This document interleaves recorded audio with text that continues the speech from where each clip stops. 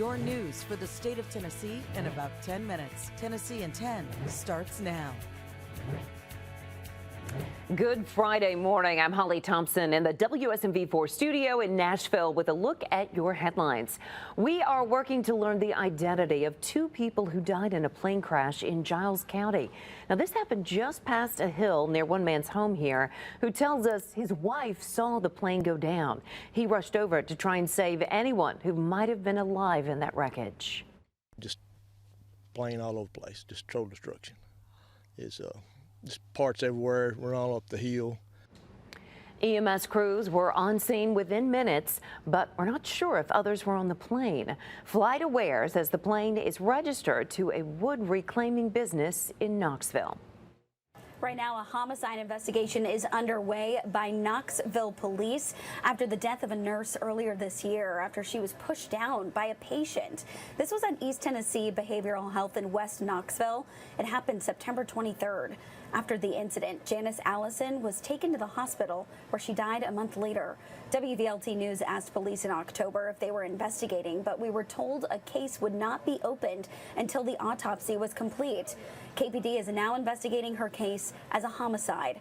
Allison was 61 years old. We reached out to East Tennessee Behavioral Health, where she worked. They say Jan was a wonderful friend and colleague who worked tirelessly to help patients. They tell us they're cooperating with police.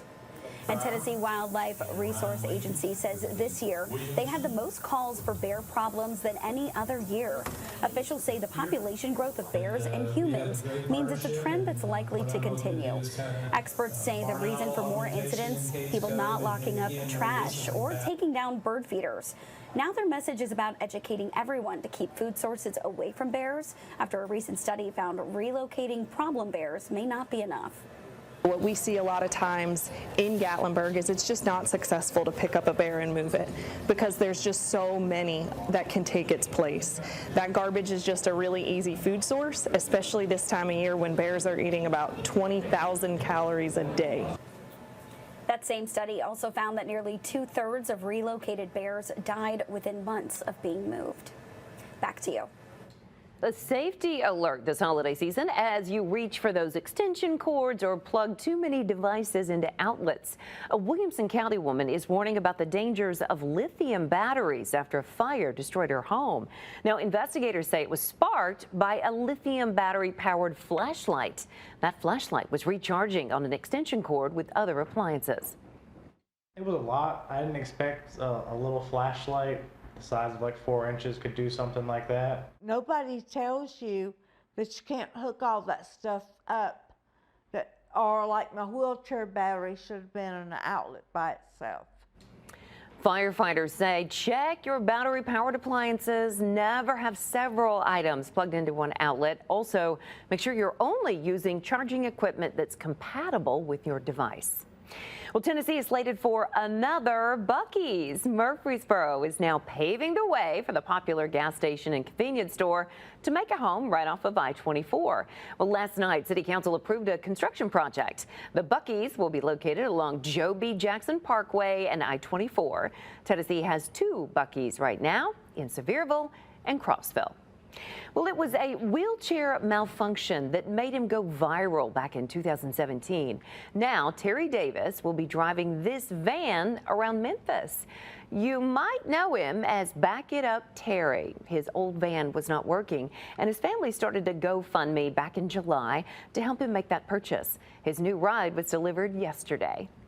A good thing to have a new van because the van that I had was very, very dangerous. And I want to thank everybody that made this possible for me. He says he's proud to be an inspiration to everyone and that he still loves the 4th of July. A video of him went viral after he lit a firework with family, but his wheelchair malfunctioned before he could get away.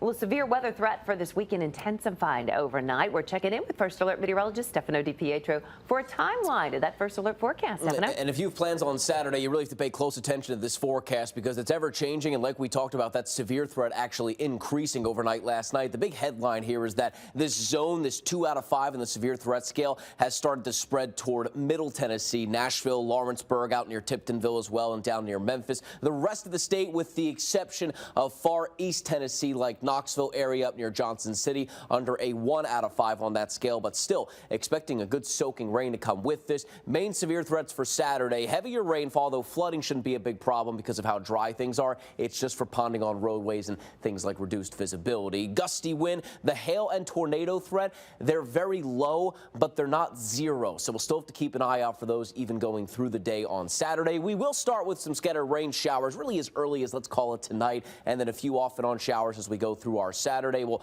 toss a rumble of thunder into the mix early, but that really shouldn't be the severe weather threat. We're eyeing up the late part of the afternoon and into the evening. Here comes a good line of showers and thunderstorms developing. They will weaken as they hit the mountains of the Cumberland Plateau. It kind of rips them apart a little bit. So there will still be some storms in there, but they should lose some steam. The rest of our day on Saturday, well, I guess I should say Saturday night, right? From Middle Tennessee to East Tennessee, the rain does continue. We'll pretty much be wrapping everything up by Sunday morning out in West Tennessee. Now, there will be a little bit of a changeover to snow in some areas. It's mostly higher elevations in the plateau. Then as you get out toward the Smokies, I think we have a better opportunity to even get some accumulation out of this. It's not going to be massive accumulation, but in the Smokies, maybe a coating to an inch or two, some isolated spots. Might see a little more than that. It just really depends on the timing of that cold air and if we can get that changeover to happen right away. So mostly rain, severe weather threat, but we will watch that changeover to snow for the first time in some areas this season, Holly. All right, Stefano, that's a look at your news and weather across the state. Thanks for watching. This is Tennessee in 10, streaming your news and weather across the state in about 10 minutes.